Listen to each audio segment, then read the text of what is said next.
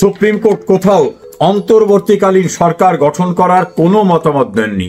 Supreme court বলেছেন যে প্রধানমন্ত্রী যদি না থাকে এই সময় জরুরি কাজ সম্পাদনের জন্য, জরুরি নির্বাহী কাজ সম্পাদনের জন্য রাষ্ট্রপতি প্রধান উপদেষ্টা নিয়োগ দিতে পারেন। কোথাও অন্তর্বর্তীকালীন সরকার বা তত্ত্বাবধায়ক সরকার গঠন করতে পারেন, এই কথা সুপ্রিম কোর্টের ওপিনিয়নে কোথাও নাই। আমি চ্যালেঞ্জ করে বলছি কোথাও নাই। অন্তর্বর্তীকালীন সরকার শেখ হাসিনার ভুয়া পদত্যাগ পত্রের কথা প্রচার করে নিজেদেরকে বৈধ সরকার হিসাবে তুলে ধরার চেষ্টা করছে। যদিও শেখ হাসিনা যিনি প্রধানমন্ত্রী তিনি পদত্যাগ করেননি বলেছেন তিনি নিজে, এবং মহামান্য রাষ্ট্রপতি তিনিও বলেছেন যে তার কাছে শেখ হাসিনা প্রধানমন্ত্রী হিসেবে পদত্যাগ করার কোনো ডকুমেন্ট তার কাছে নাই। সংবিধানের 116 অনুচ্ছেদকে ব্যবহার করে সুপ্রিম কোর্টের অভিমতকে ব্যাখ্যা ভুল করে সেখানে বলা হয়েছে সুপ্রিম কোর্ট নাকি অন্তর্বর্তীকালীন সরকার গঠন করতে বলেছে। কিন্তু প্রিয় দর্শক শ্রোতা, আমার কাছে সুপ্রিম কোর্টের সেই অভিমত রয়েছে। ফলে সুপ্রিম কোর্টকে এভাবে ব্যবহার করে গণতন্ত্রকে দমন করা হচ্ছে। Global centre for democratic governance নামক একটা ইন্টারন্যাশনাল অর্গানাইজেশন বাংলাদেশে ইউনুস আমলের একটা সার্ভে করেছে। সেই সার্ভে রিপোর্টটা নিয়ে আজ আপনাদের সঙ্গে মত বিনিময় করতে চাই। অরাজকতার 1 বছর, আমরা যদি বাংলায় অনুবাদ করে বিষয়টাকে এভাবে নিয়ে আসি তাহলে শিরোনাম হয় অরাজকতার 1 বছর, বাংলাদেশের অন্তর্বর্তীকালীন সরকারের সময়কালে মানবাধিকারের ভয়াবহ লঙ্ঘন, অস্থিতিশীলতা, নৈরাজ্য, সন্ত্রাস, মব ইত্যাদি ইত্যাদি। আমরা সংক্ষেপে বিষয়টাকে নিয়ে আলোচনা করব। বাংলাদেশের অন্তর্বর্তীকালীন সরকারের সময়কালে সংগঠিত মানবাধিকার লঙ্ঘন, রাজনৈতিক দমন, নিপীড়ন, উদ্বেগজনক জাতীয় অস্থিতিশীল পরিস্থিতির একটি চিত্র, যে চিত্রে দেখা যাবে যে কি অবস্থা আছে। প্রথম আসি আমরা মূল অনুসন্ধানে। সেই মূল অনুসন্ধানের শিরোনাম 1, বিচার বহির্ভূত হত্যা ও হেফাজতে মৃত্যু। অন্তত 637 জন ব্যক্তিকে গণপিটুনিতে নির্মমভাবে নিহত করা হয়েছে। আইন শৃঙ্খলা রক্ষাকারী বাহিনীর হাতে হত্যাকাণ্ডের শিকার হয়েছে 47 জন, যাতে আমরা বিচার বহির্ভূত হত্যাকাণ্ড বলতে পারি। আওয়ামী লীগ সমর্থিত 21 জন রাজনৈতিক বন্দী জেল হেফাজতে মৃত্যুবরণ করেছে। আওয়ামী লীগের পক্ষ থেকে বলা হয়েছে তাদেরকে হত্যা করা হয়েছে। রাজনৈতিক প্রতিহিংসা, আওয়ামী লীগ ও তার সহযোগী সংগঠনের 205 জন নেতা ও কর্মীকে হত্যা করা হয়েছে। আগস্ট 2024 থেকে মে 2025 পর্যন্ত 3,59,789 জনকে গ্রেপ্তার করা হয়েছে, যার অধিকাংশ আওয়ামী লীগের নেতা কর্মী। 14 জন নারী সহ 116 জন জাতীয় সংসদ সদস্যদেরকে কারাগারে রাখা হয়েছে আটক করে বিনা বিচারে। এদের মধ্যে বিশাল একটি সংখ্যক রয়েছেন, বয়সের ভার রয়েছে, দীর্ঘ রাজনীতি রয়েছে। এর ভিতর উল্লেখযোগ্য একটা অংশ রয়েছেন যারা মন্ত্রী, প্রতিমন্ত্রী, উপমন্ত্রী এবং মন্ত্রী পদমর্যাদায় ছিলেন। ঐতিহাসিক ও ধর্মীয় প্রতিষ্ঠান হামলা, সামরিক আইন শৃঙ্খলা বাহিনীর উপস্থিতিতে স্বাধীনতার আতুরঘর হিসাবে পরিচিত ঐতিহাসিক বঙ্গবন্ধু ভবনকে গুড়িয়ে দেওয়া হয় এবং সরকারি প্রশাসনের বিভিন্ন ইনস্ট্রুমেন্টের সাহায্য নিয়ে আইন শৃঙ্খলা রক্ষাকারী বাহিনী সেখানে গুড়িয়ে দেওয়া ব্যক্তিদের পাহারা দেয়। 2024 থেকে 2025 অন্তত 80টি মাজার ধ্বংস করা হয়েছে। এই মাজারের সঙ্গে ধর্মভিত্তিক একটি শ্রেণী, বিশাল একটা অংশ, তাদের বিশ্বাস নিয়ে তারা এই মাজার কেন্দ্রিক বিভিন্ন কর্মকাণ্ড করে থাকেন। তার 80টি ধ্বংস করা হয়েছে। আইন শৃঙ্খলা বাহিনীর উপরে সহিংসতা, 44 জন পুলিশ কর্মকর্তাকে হত্যা করা হয়েছে। 44 জন পুলিশ কর্মকর্তাকে হত্যা করা হয়েছে। 182 জন পুলিশ সদস্য এখনো নিখোঁজ। হয়তো তাদের জন্য কোনো অনাকাঙ্ক্ষিত ভয়ঙ্কর কোনো পরিস্থিতি তাদের নিয়তিতে রেখেছিল, এটা হতে পারে। 500-র বেশি থানায় আক্রমণ করা হয়েছে এবং কোনো কোনো থানায় বাইরের থেকে আটকে রেখে আগুন দিয়ে পুড়িয়ে মারা হয়েছে। এর ভিতরে একজন পুলিশ সদস্য আছেন, মহিলা গর্ভবতী ছিলেন। গর্ভবতী মহিলা চিৎকার করে আর্তনাদ করে আত্মরক্ষার চেষ্টা করেও তিনি রক্ষা পাননি। সামাজিক পরিস্থিতির অবনতি, শিশু নির্যাতন ভয়াবহ আকার বেড়েছে। 2025 সালে প্রথম মাসেই 259 জন শিশু খুন হয় এবং 640 জন শিশু নির্যাতনের শিকার হন।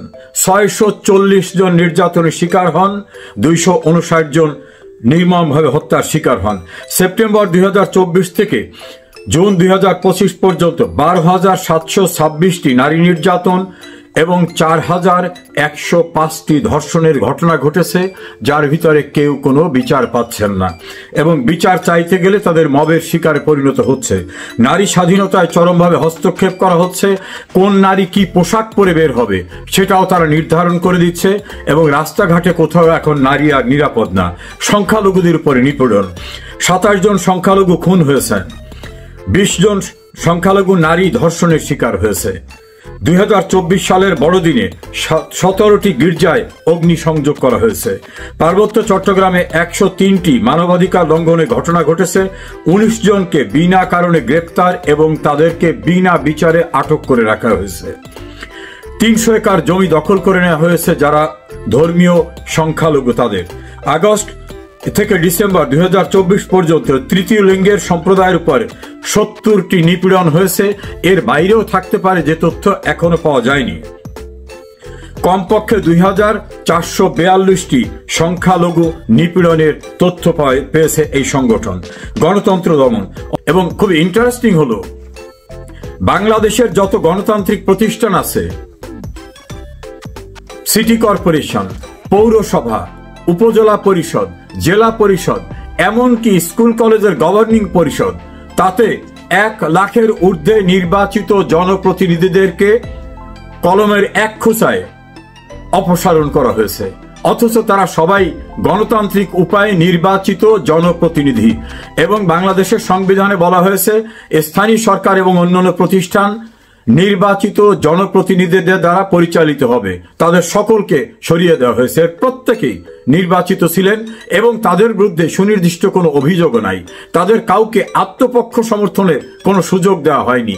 ফলে ইউনিয়ন পরিষদের চেয়ারম্যান, উপজেলা পরিষদ, জেলা পরিষদ, পৌরসভা, সিটি কর্পোরেশন, এমনকি শিক্ষা প্রতিষ্ঠানের এবং পেশাজীবী প্রতিষ্ঠানের যারা নির্বাচিত প্রতিনিধি, জাতীয় প্রেস ক্লাব পর্যন্ত তাদেরকে সরিয়ে দেওয়া হয়েছে। ধর্মীয় উগ্রবাদ ও আইনের অপব্যবহার। সরকারের প্রত্যক্ষ বা পরোক্ষ পৃষ্ঠপোষকতায় ধর্মীয় উগ্রবাদের উত্থান হয়েছে। গুরুতর জঙ্গি অভিযোগে অভিযুক্ত এবং সন্দেহভাজন 300-রও বেশি আসামিকে জামিন দিয়ে দেওয়া হয়েছে, যারা আন্তর্জাতিকভাবে ব্যান্ড অর্গানাইজেশনের সদস্য। এর বাইরে জেলখানার থেকে ভয়াবহ যে সকল সন্ত্রাসীরা বেরিয়ে গেছে তাদের গ্রেপ্তার করা সম্ভব হয়নি। তারা যে অস্ত্র লুট করে নিয়েছে সেটাও তাদের কাছ থেকে উদ্ধার করা সম্ভব হয়নি। জেল কর্তৃপক্ষ এবং আইন শৃঙ্খলা রক্ষাকারী বাহিনীর সদস্যরা সেটা নিজেরা স্বীকার করে বলেছেন। গণমাধ্যমের নিয়ন্ত্রণ ও নিপীড়ন। গণমাধ্যমে সেন্সরশিপ আরোপ করা হয়েছে। এই সরকারের নির্দেশের বাইরে একটি শব্দ লেখার কোনো অধিকার তাদের নেই। 184 জন সাংবাদিকের অ্যাক্রেডিটেশন কার্ড, অর্থাৎ যে কার্ড নিয়ে তারা সরকারি বিভিন্ন প্রতিষ্ঠানে যেতে পারতেন, যেটা তাদের আইডেন্টিটি, সেটা বাতিল করা হয়েছে। 266 জন সাংবাদিককে ভুয়া হত্যা মামলায় আসামি করা হয়েছে। সাংবাদিকরা কোথাও হত্যা করতে গেছে 266 জনকে। 14 জন সাংবাদিককে মিথ্যা অভিযোগে গ্রেপ্তার করা হয়েছে, যার ভিতরে 71 টেলিভিশনের মোজাম্মেল বাবু, জাতীয় প্রেস ক্লাবের সাধারণ সম্পাদক এবং ভোরের কাগজের সম্পাদক শ্যামল দত্ত, সিনিয়র সাংবাদিক ফারজানা রূপা, শাকিল আহমেদ সহ অন্যান্যরা রয়েছেন। গণমাধ্যমের সকল প্রতিষ্ঠান দখল হয়ে গেছে।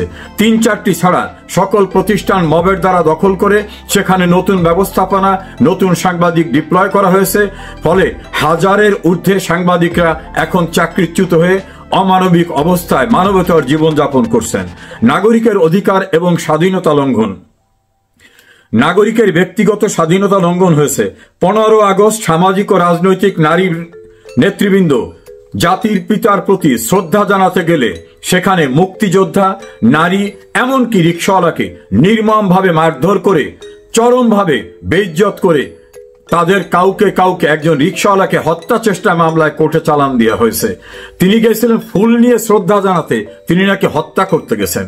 হত্যা চেষ্টার মামলায় তাকে গ্রেপ্তার করা হয়েছে। এভাবে নারী অধিকার, মুক্তিযোদ্ধার অধিকার এবং গণমানুষের অধিকারে দমন পীড়নের বাংলাদেশে নজিরবিহীন দৃষ্টান্ত স্থাপন করেছেন এই সরকার। সর্বোচ্চ পর্যায়ে দুর্নীতি। অন্তর্বর্তী সরকারের প্রধান ডক্টর মোহাম্মদ ইউনূস তার বিরুদ্ধে দায়ের করা 11টির অধিক দুর্নীতির মামলা এবং অন্যান্য মামলা নিজ ক্ষমতা ব্যবহার করে প্রত্যাহার করে নিয়েছেন। এমনকি রাষ্ট্রের কাছে রাষ্ট্র তার কাছে 666 কোটি টাকা ট্যাক্স পাবে, সেই ট্যাক্স নিজে মওকুফ করেছেন, যেটাকে বলা হয় কনফ্লিক্ট অফ ইন্টারেস্ট। এটা তিনি কোনোদিন করতে পারেন না। গ্রামীণ ব্যাংকের মালিকানা ছিল রাষ্ট্রের একটা অংশ, সেটাকে তিনি কমিয়ে নিজের নিরঙ্কুশ করে নিয়েছেন। তার নিজের স্বার্থে তিনি একটা গ্রামীণ বিশ্ববিদ্যালয় নিয়েছেন, তিনি একটা ডিজিটাল ওয়ালেট পারমিশন নিয়েছেন, বিদেশে জনশক্তি রপ্তানি, প্রচলিত ভাষায় যেটাকে বলে আদম ব্যবসা, সেটার লাইসেন্সও তিনি নিয়েছেন এবং তার প্রতিষ্ঠানগুলোকে আগামী 5 বছর কোনো ট্যাক্স দিতে হবে না, এই সুযোগও তিনি নিজে করে নিয়েছেন। গ্রামীণ স্টারলিংক নামে গ্রামীণ ব্যাংক ও স্টারলিংকের যৌথ উদ্যোগে তিনি আরো একটি ব্যবসা প্রতিষ্ঠান নিয়েছেন। একের পর এক তিনি করেছেন। আমরা সংক্ষেপে যদি বলি, আইনের শাসন টোটালি ভেঙে পড়েছে, কোনো আইন শৃঙ্খলা পরিস্থিতি নাই। বিচার বিভাগ সম্পূর্ণরূপে আজ্ঞাবহ হয়ে পড়েছে, কারণ প্রধান বিচারপতি সহ আপিল বিভাগের বিচারপতিদের মবের মুখে তাদের মেরে ফেলবে হুমকি দেওয়া, তাদের আক্রমণ করা হবে, সুপ্রিম কোর্টকে পুড়িয়ে দেওয়া হবে, তাদের বাসাবাড়ি আক্রমণ করা হবে, এই ভয়ের মুখে তাদের পদত্যাগ করতে বাধ্য করা হয়েছে। এ পর্যন্ত 5 জন বিচারককে, সর্বোচ্চ আদালতের বিচারককে পদত্যাগ করতে বাধ্য করা হয়েছে, অপসারণ করা হয়েছে 2 জনকে, ছুটিতে পাঠানো হয়েছে প্রায় 15 জনকে এবং আরো প্রক্রিয়া রয়েছে। অধস্তন আদালতের 18 জনকে আইন বহির্ভূতভাবে জোরপূর্বক অবসরে পাঠানো হয়েছে। এভাবে বিচার বিভাগ সম্পূর্ণরূপে আজ্ঞাবহ। বিচার বিভাগের কারোই এই সরকারের নির্বাহী বিভাগের অনুমতি ছাড়া কোনো কিছু করার এখতিয়ার নাই। আইন শৃঙ্খলা পরিস্থিতি তো বললাম, কোনো কিছুই নাই। মবের হাতে রাস্তাঘাটে মানুষ হত্যাকাণ্ডের শিকার হচ্ছে। চাঁদাবাজি ভয়ঙ্কর আকার ধারণ করছে। গ্রামের সাধারণ মানুষ, ব্যবসায়ী, ভিন্ন রাজনৈতিক মতাবলম্বী এবং যারা অন্যান্যভাবে এই সরকারের প্রিয়ভাজন না, তাদের কাছ থেকে শত শত কোটি টাকা লুটপাট করে নেওয়া হচ্ছে এবং এটা এত ভয়ঙ্কর যে তথ্য বাইরে আসলে বিস্ফোরক অবস্থা সৃষ্টি হবে। অনেকেই ভয়ে কথা বলছেন না, তাহলে তাদের বেঁচে থাকা, টিকে থাকা, এলাকায় থাকা সম্ভব হবে না। আমার নিজ জেলা পিরোজপুরে চাঁদাবাজিতে অতীতের সকল রেকর্ড অতিক্রম করেছে। এখন তারা বেঁচে থাকার জন্য চাঁদা দিয়ে বাড়িতে অথবা পালিয়ে থাকতে হয়। অর্থনীতি একেবারে শূন্যের কোঠায় নেমেছে। যদিও এই সরকারের অর্থ উপদেষ্টা ক্ষমতা আসার পরে বলেছিলেন অর্থনীতির অবস্থা খারাপ না, এবং তিনি খালেদ মহিউদ্দিনের এক প্রশ্নের জবাবে বলেছিলেন শেখ হাসিনার আমলে অর্থ ব্যবস্থাটা সঠিক পথে ছিল। সেই অর্থনীতি এখন 0 পর্যায়ে। বাংলাদেশের আয়ের বড় উৎস ছিল তৈরি পোশাক রপ্তানি, জনশক্তি রপ্তানি। এখন তৈরি পোশাক রপ্তানিতে বিদেশ থেকে এমন ভাবে ট্যাক্স ইম্পোজ করা হয়েছে যে সেই খাত এখন ভারত, মালয়েশিয়া, অন্যান্য জায়গায় চলে যাচ্ছে। জনশক্তি রপ্তানি, এই সরকার জঙ্গিদের ছেড়ে দেওয়ার কারণে জঙ্গিদের কর্মী হিসাবে বিদেশে পাঠায়। মালয়েশিয়া এই বিষয় ডিটেক্ট করার ফলে এখন মালয়েশিয়ার কারাগারে জনশক্তির একটা অংশ, আর অন্যান্য দেশ এই খবর পাওয়ার পরে আর বাংলাদেশ থেকে জনশক্তি নিতে আগ্রহ দেখাচ্ছে না। সরকার বিভিন্ন দেশে গেছেন, এমনও রয়েছে কোন কোন দেশের সরকার প্রধান, যেমন ইংল্যান্ডের সরকার প্রধান ইউনুস সরকারের প্রধান যিনি ইউনুস, তার সঙ্গে দেখাই করেন নাই।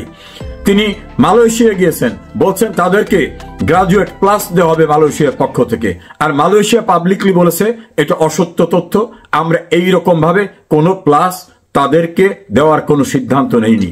11টি দেশ সফর করেছেন, যার অধিকাংশ দেশ থেকে তার ব্যক্তিগতভাবে কিছু সুযোগ সুবিধা এলেও রাষ্ট্রের জন্য কোনো সুযোগ সুবিধা আসেনি। আমরা উপসংহারে বলতে পারি বাংলাদেশ এখন অপরাধীদের অভয়ারণ্য। বাংলাদেশ এখন মব অর্থাৎ সন্ত্রাস, উচ্ছৃঙ্খলতার দ্বারা পরিচালিত হচ্ছে। বাংলাদেশের প্রশাসন, সিভিল অ্যাডমিনিস্ট্রেশনে যারা ছিল তাদেরকে বিদায় করে দেওয়া হচ্ছে। বাংলাদেশের কারাগারের ধারণ ক্ষমতা 42,000।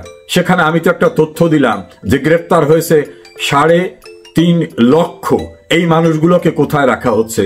কোর্ট অঙ্গনে যখন কোনো সিনিয়র রাজনীতিক অথবা গুরুত্বপূর্ণ ব্যক্তিদের নেওয়া হয়, পুলিশ প্রহরার ভিতর তাদেরকে নির্মমভাবে মারধর করা হচ্ছে এবং এই মারধরের জন্য প্রতিকার নাই।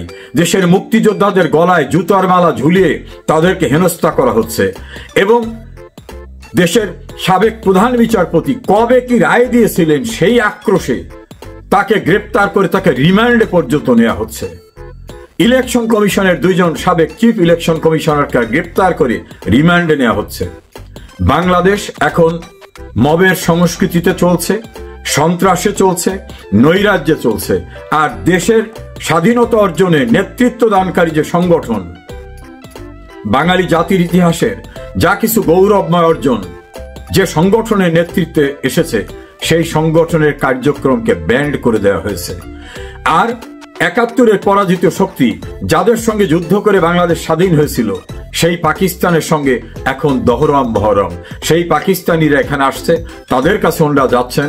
অর্থাৎ বাংলাদেশকে ৭১-এর পরাজয়ের প্রতিশোধ নিতে যা কিছু করা দরকার, সেটা দেশের ভিতর ঘাপটি মেরে থাকা পাকিস্তানের দোসররা, স্বাধীনতার পরাজিত শত্রুরা এবং বিদেশে থাকা যারা, তারা সম্মিলিতভাবে কাজ করছে। আমরা সংক্ষেপে বলতে পারি, বাংলাদেশ সম্পর্কে global centre for democratic governance যে রিপোর্টটি দিয়েছে, সেই রিপোর্টটির শিরোনাম এইভাবে: a snapshot of human rights violations under Bangladesh interim government. That is Yunus সরকার আমলে এই নৈরাজ্যকর ভয়ঙ্কর পরিস্থিতি নেমে এসেছে।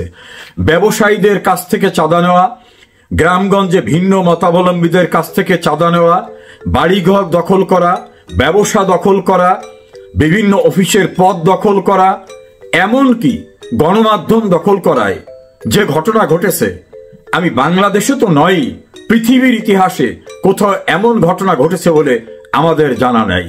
শত শত না, হাজার হাজার কোটি টাকা এভাবে লুটপাট চলছে। বাংলাদেশ এখন, আগে বলা হতো মগের মুল্লুক, এখন বলা হয় মবের মুল্লুক। এই ভয়াবহ অবস্থায় বাংলাদেশ তার স্বাধীনতা উত্তরকালে যে একটা সমৃদ্ধ জায়গায় পৌঁছেছিল, বাংলাদেশ যে উন্নয়নের রোল মডেলে পরিণত হয়েছিল প্রধানমন্ত্রী শেখ হাসিনার নেতৃত্বে, সেই বাংলাদেশ এখন বিপন্ন বাংলাদেশ।